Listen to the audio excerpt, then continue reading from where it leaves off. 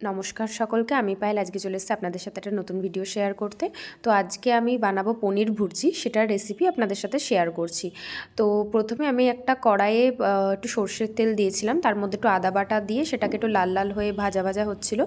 তো সেটার পরে খানিকক্ষণ পরে আমি একটু পেঁয়াজ দিয়েছিলাম। পেঁয়াজটা আপনারা এভাবেও দিতে পারেন, পেস্ট করেও দিতে পারেন, বা আপনারা একটু ছোট করে কুচি করেও দিতে পারেন। তারপরে আমি টমেটোটা দিয়েছিলাম, টমেটোটাও পেস্ট করেও দিতে পারেন। আমি নর্মালি এরকমভাবেই দিয়েছিলাম।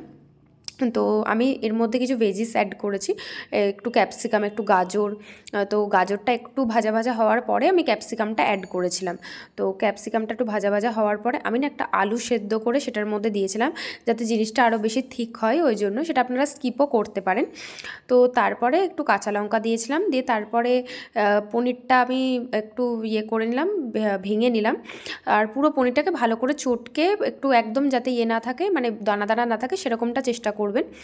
তো আমি সেটা দেওয়ার পরে তারপরে পনিরটাকে মধ্যে একটু গোলমরিচ গুঁড়ো, নুন, চিনি, তো নুন, চিনি, তারপরে একটু গোলমরিচের গুঁড়োটা দিয়ে ভালো করে মিক্স করে নিলাম। দিয়ে রাতে রুটি দিয়ে একটু সন্দেশ দিয়ে আর পনির ভুর্জি দিয়ে ডিনারটা সেরে নিলাম।